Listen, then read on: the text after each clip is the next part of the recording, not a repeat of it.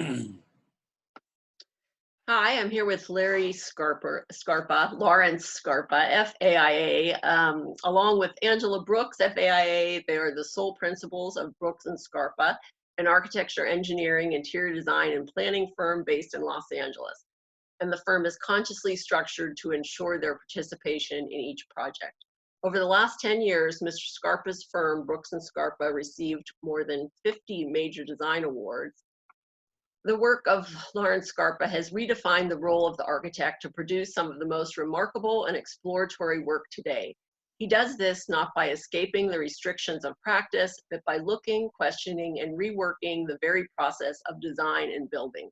Each project appears as an opportunity to rethink the way things normally get done, with material, form, construction, even financing, and to subsequently redefine it to cull out its latent potentials. As Scarpa aptly describes, making the extraordinary extraordinary. This produces entirely inventive work that is quite difficult to categorize. It is environmentally sustainable, but not sustainable design. It employs new materials, digital practices, and technologies, but is not tech or digital. It is socially and community conscious, but not politically correct. Rather, it is deeply rooted in conditions of the everyday and works with our perception and preconceptions to allow us to see things in new ways.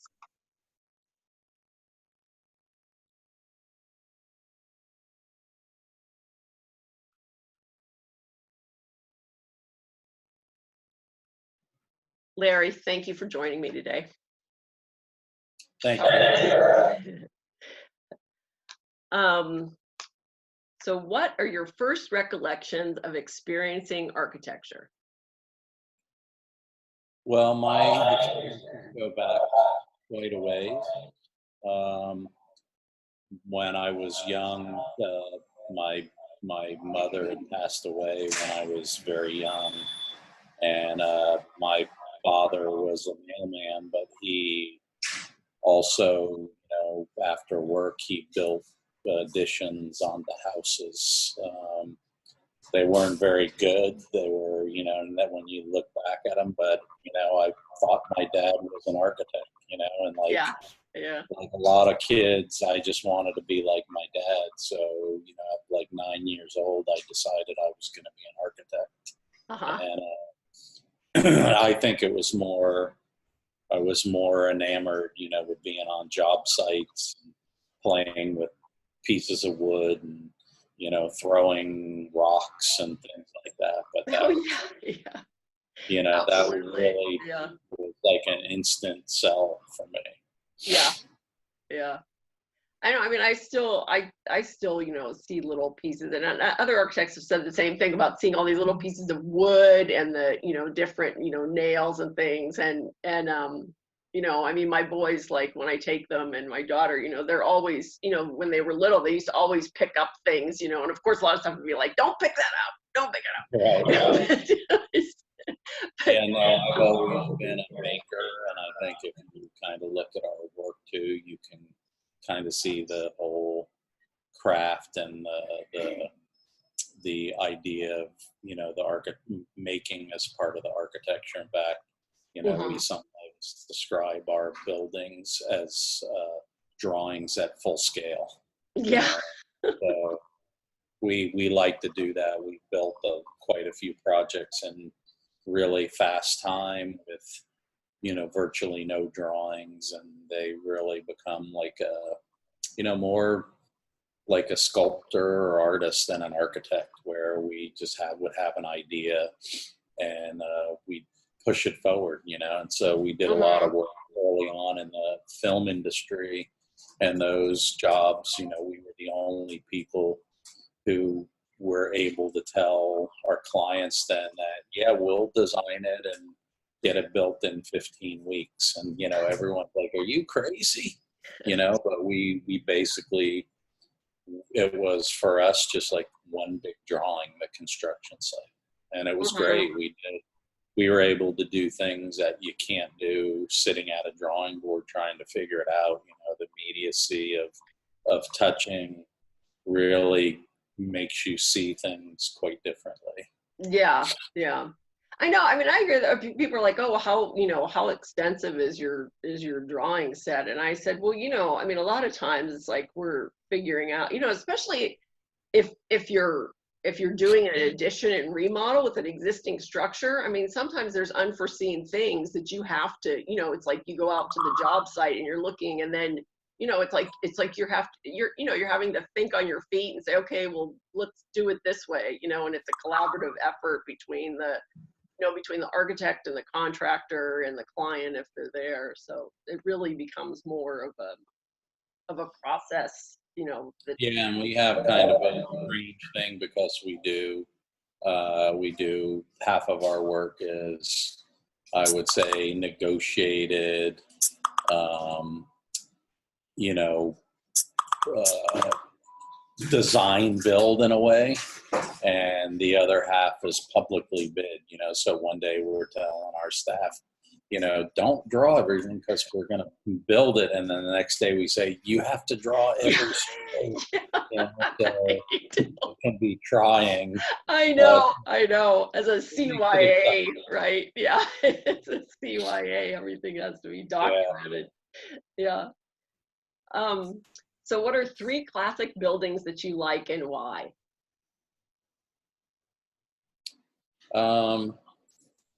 The first thing that comes to mind is like the Paul Rudolph's Umbrella House. I grew up in Central Florida, and I loved that house because there were a lot of things. It was inventive, but it was also climate responsive Mm-hmm. and beautiful. Like, he did what he called the umbrella, which is basically like a trellis over the whole modern box. And he just went to a local tomato farmer and bought tomato stakes from him to make the trellis.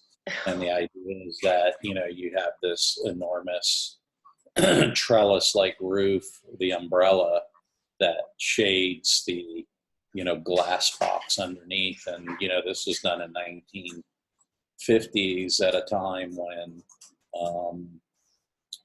air conditioning was not so common.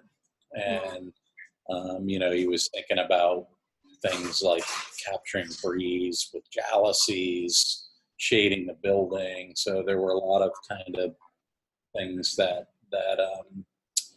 really dealt with its specific site, and that always was really struck me. And then that it was done so beautifully and elegantly, like, who cares how performative it is. And I, as life goes on and you advance in your career, I kind of look back at it, and it's had a pretty powerful influence on, what I do or what I've been doing. Larry, let's see, I other didn't, ones. I didn't know of the Umbrella House, but guess how I learned of the Umbrella House? Because Angie gave it as one of her examples for class. Oh, really?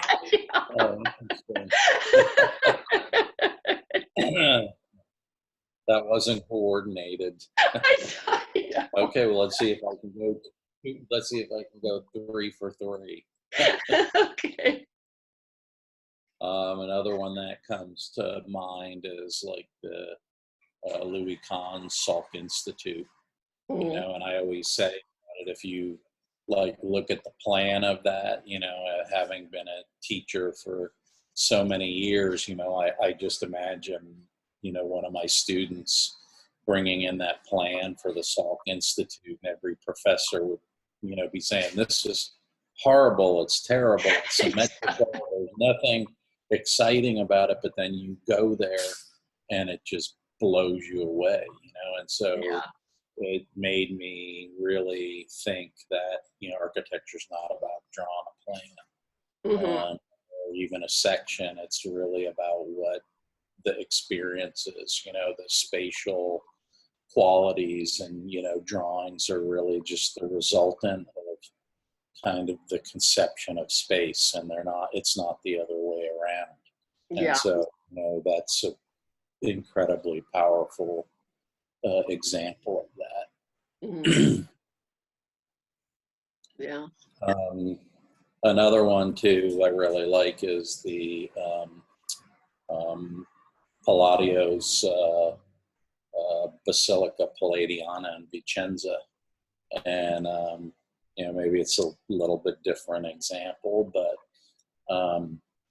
I kind of like it because, it's seen as right now a historic building, but it was really a cutting edge modern building built, on a Roman basilica. Yeah. And Yeah. Palladio did some really incredible,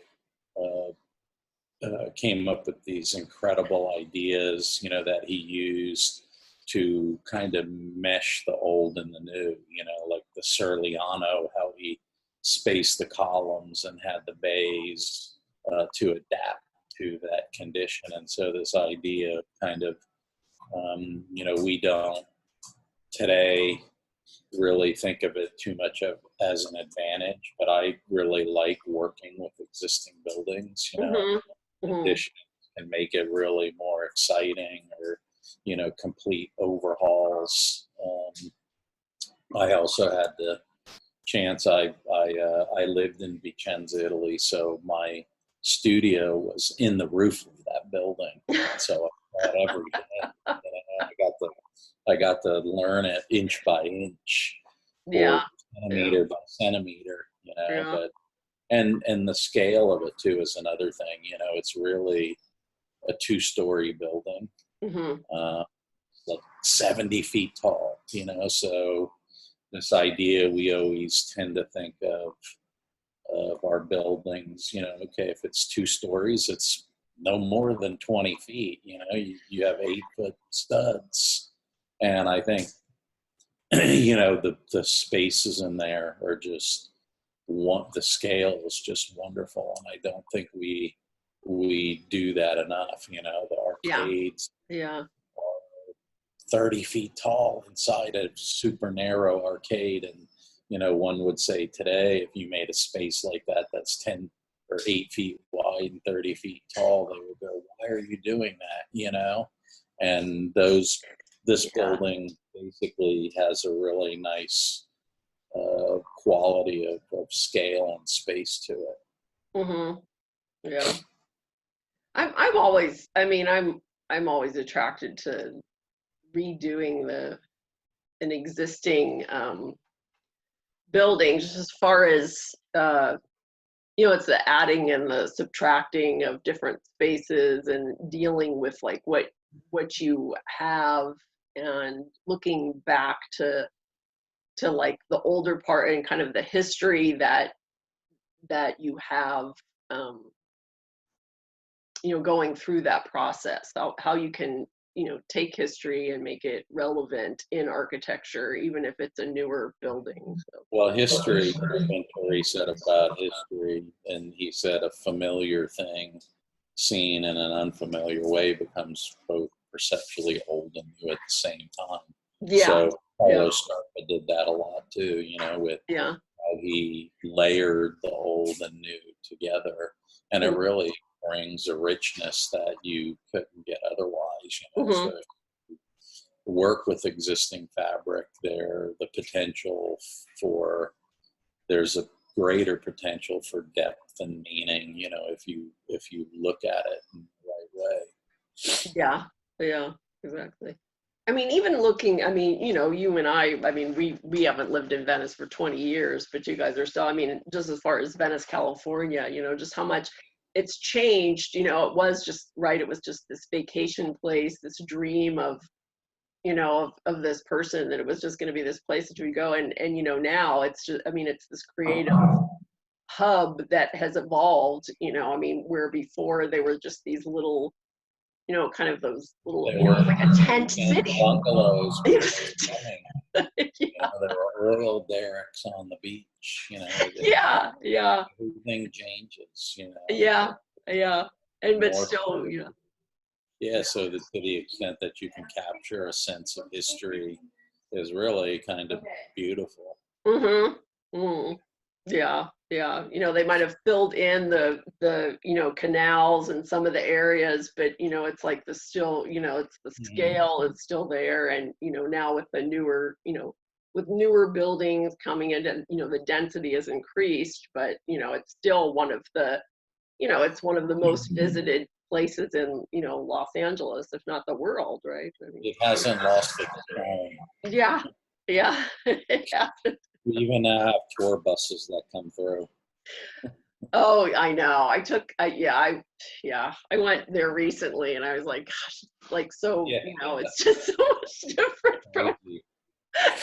from when we were first, when we were first there, like, Yeah, because I've known you for what, like 30 years now or something. it's been a long time. So, what do you like about being an architect? Uh, I mean, there's nothing like it. You get to leave something behind that affects other people. It's like Hmm. it's not uh, like a normal job. Where you go to work, you do your work, and you've imparted some knowledge. But as an architect, you're building a building that Hmm. will generally outlast you know the person who created it, Yeah. and it can affect uh, thousands, hundreds of thousands, millions of people. The best buildings, and Hmm. um, it's not it's art, but it's permanent. You Hmm. can't take it off the wall and put it in the closet if you don't like it. Yeah. It's both the great part about it, but also what could be the worst part about it if you Hmm. don't have a good building. But there's nothing more satisfying to me when someone will say, oh yeah, I've been in your building, it's great, I love it, and it really could have a profound impact on people, and Yeah. to the extent that you're doing something which dramatically impacts people, there's nothing better. Hmm. I always say, like, people, my friends are starting to get close to, I start hearing the word retirement out of them, and I'm like, well, let's see, if I retire, what would I do? What do I like to do? It'd be cool to do if I retired, to design buildings. I'm already doing that. I think that in that way we have a profession that really lets us, like, just keep working until we drop dead, Yeah, right? I mean, to yeah, create that process, and yeah, it's yeah. always changing. There's always something different. We're problem solvers too. So Hmm. like, Absolutely. you could be a Yeah. positive contributor to society. Hmm. Yeah. Yeah. I know. I like talk to people that I mean, even, I mean, I'm 55, right? But there are people that they retire from government work or whatever in their 50s, and I was Or just like, earlier, what? yeah, some I I know. was just I'm like, what do you do with all of your time? I can't I, even imagine what it I won't say names, but I've known a number of people who've retired in their early 50s. is. I don't know. I'm just gonna keep working Right. forever. Well, Yeah. you know what? Did you hear about the architect who hit the lottery? Did you hear about that person? No. He hit like the mega jackpot, Oh, and wow. they said, well, what are you going to do now that you're rich? He's like an architect. He said, well, I figured I'd just keep working till the money ran out. Right. I know that would that would be like the greatest. That would be the greatest career in architecture. You've got. um so what made you apply for fellowship, and what was your topic?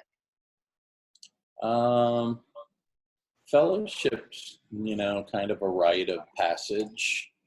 I think it's, when you're recognized by your peers, I think it kind of gives a bit of validity to what you're doing. You know, Mm-hmm. your peers tend to be your most ardent critics, you know, and if you kind of garner some acknowledgement from your peers, it means you must be doing something right. So for me, it's kind of just, you know, uh, it almost answers the question, you know, have I Mm-hmm. done anything that's worthy, you know?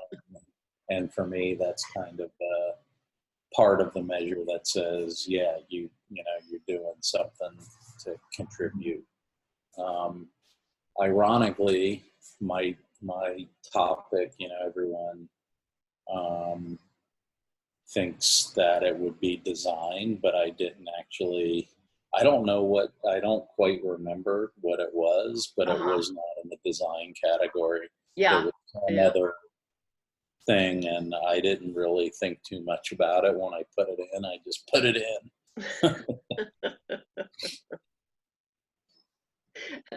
I know somebody had put in like two, right? You know, because architects, it's hard for us to say, oh, we only do this and then we Right. don't do right, and try to like, you know, put it one. So she had put design and then something else, and then they threw it back at her and they said, no, you have to pick one.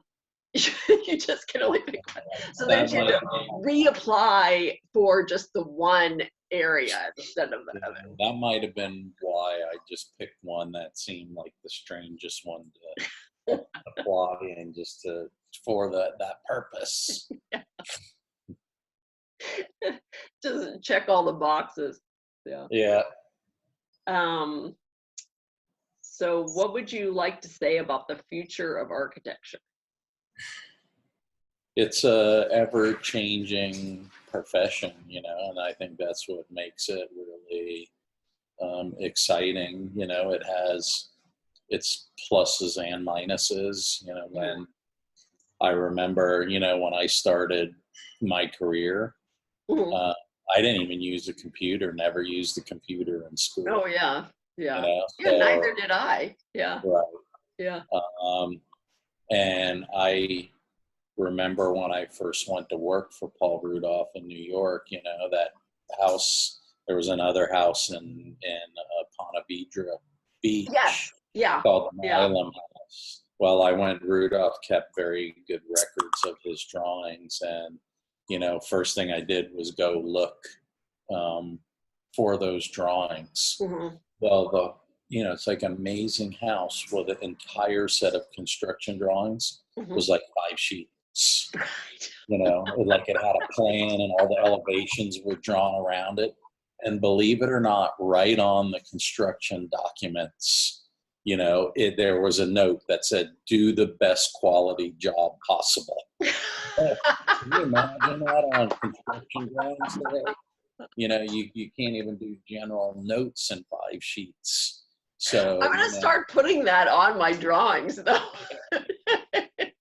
so it's changed to a very technical profession, but you know that also is exciting too because we're able to do things that are really unimaginable. You know, and when architects started to really embrace computer technology, you know, Hmm.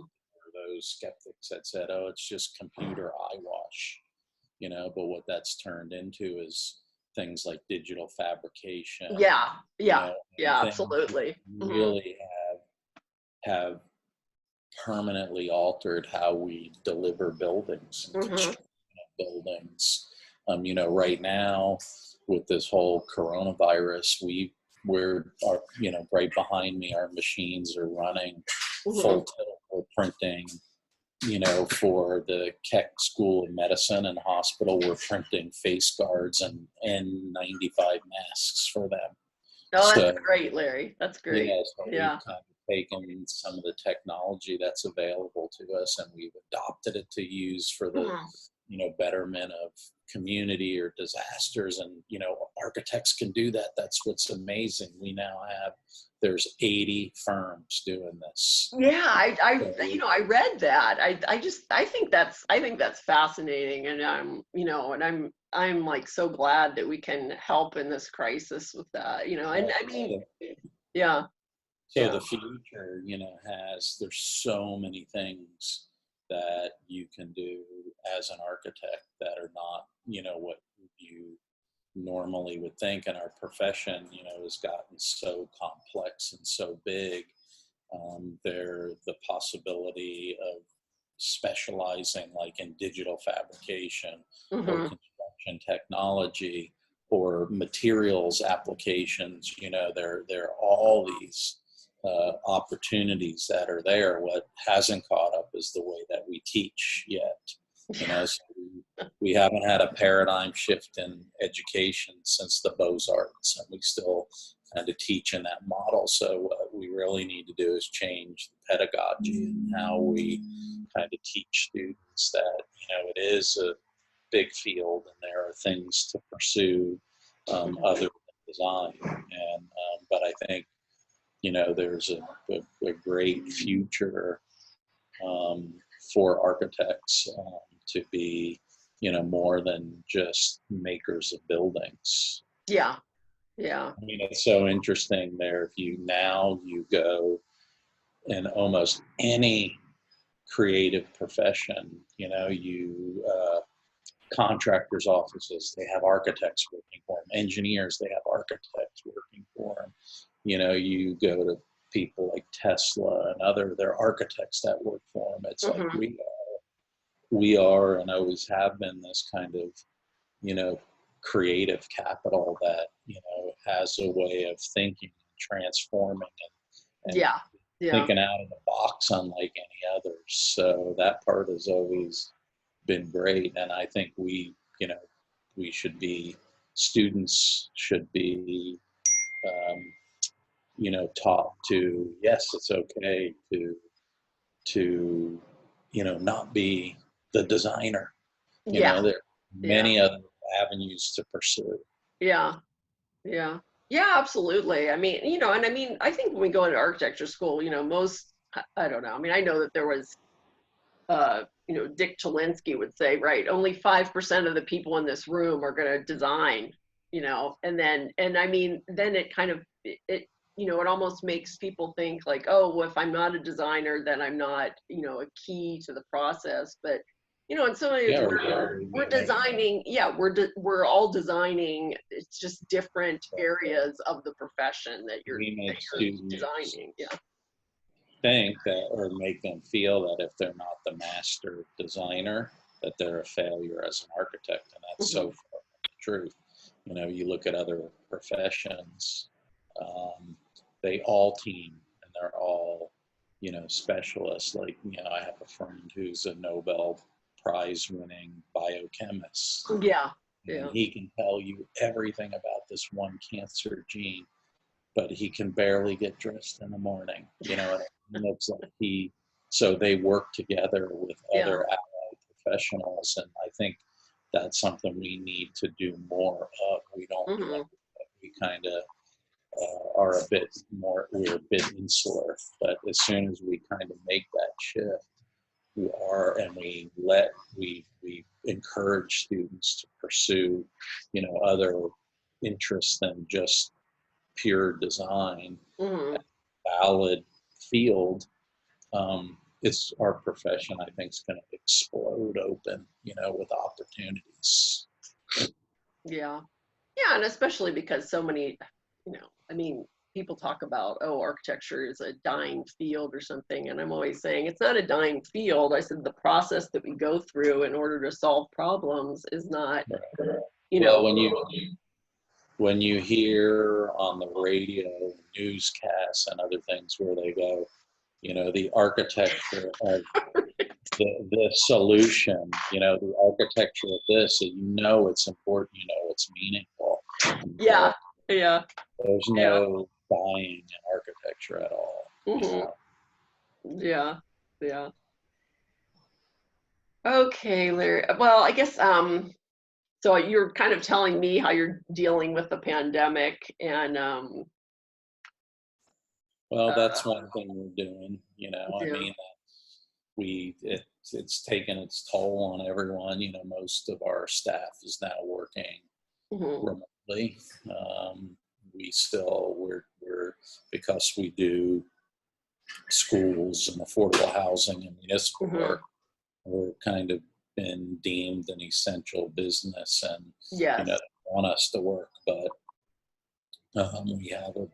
we have some people that come in, but by and large, we're all working remotely, you know, and Mhm. seems to be the new reality, at least in the short term. Uh, Yeah. Yeah. I'm learning a lot more about Slack and other forms of, I guess, communication on the internet. I can no longer just yell from my desk. Yeah. I know. And I have to tell everybody, like, okay, you know, here, like, okay, quiet. Like, I'm gonna be in a call and everything has to be, you Right, know, it's like you have to be quiet. You just can't be like walking right, in and, you know, in your underwear. right. Yeah. So, So hopefully we'll come out of it, and you know, things will return to some sense of normality. yeah, and I mean, you know, I know that, right, for the youngsters in the profession that have kind of never gone through a recession before, or never, you know, I mean, you know, I'd say like, well, you know, I mean, when we were right in the 80s, there was an AIDS epidemic, you know, and then Yeah, I mean, when we look back at that, I mean, there wasn't a cure. They didn't know what it was. They did, you know, I mean, it yeah, was like very, it, you know, I mean, scary. yeah, it was scary. Exactly, it was scary. And then, And you know, you we get were, it, yeah, yeah, how you got it, you know, yeah, there's a lot of similarities. yeah, yeah. You were Eventually afraid we'll of find all people. that. Yep. Yeah, Yeah. no one wanted to touch anyone. Hmm. Exactly. Yeah. Yeah. You know, you were afraid, like, oh, you know, did kids get it? Oh, and you know, first, like, oh, if kids didn't get it, then cares? You know, who cares? Right. If a certain population is getting it, then why should we care about them? But then all of a sudden, you know, oh, the kids, oh, kids can get it. Oh, wait a second. You know, now it's like, Magic Johnson too. yeah, exactly. Magic Johnson too. Exactly. Yeah. Yeah. Then it's like out there. You know, and then we went through the LA riots. I mean, you know, I mean, you know, I tell people like, oh, you know, like 3 blocks away from our house, you know, the National Guard was on the beach with, you know, with automatic Yeah. weapons. And then they were like, what? They were on, like, I've never seen, I'm like, oh yeah, Remember it when was, the car dealership on Lincoln blew up? The guy blew up his own yeah. business there. Yeah, that was just a few blocks from our house. It's crazy. Yeah. I mean, you know, all those, and I said, we had no downtime. We had no downtime to get any toilet paper, anything. They were like, you stay in your house. That's it. Yeah, yeah. Yeah. You know, so I mean, hopefully we'll, you know, we'll get through this, right? We'll get through this. We will. Yeah. I'm gonna leave with a little thing that I saw from Tom Ford, who's a fashion designer, but you know, I mean, I do like his stuff. So he said, I think the most important thing is that this thing will go away, that this will pass, that we will survive. Our lives are going to be transformed and our jobs are going to be transformed, but everyone is talented and we will all be creative again. So, and I think we're already creative now as far as like the things that everybody's coming up with. And We'll make a bad situation into something, you know. exactly. Yeah. Okay. Great. All right. Thank Well, you, thank Larry. you. Thanks for having me. Thank you. All Thanks. right. Okay. Bye-bye. Bye.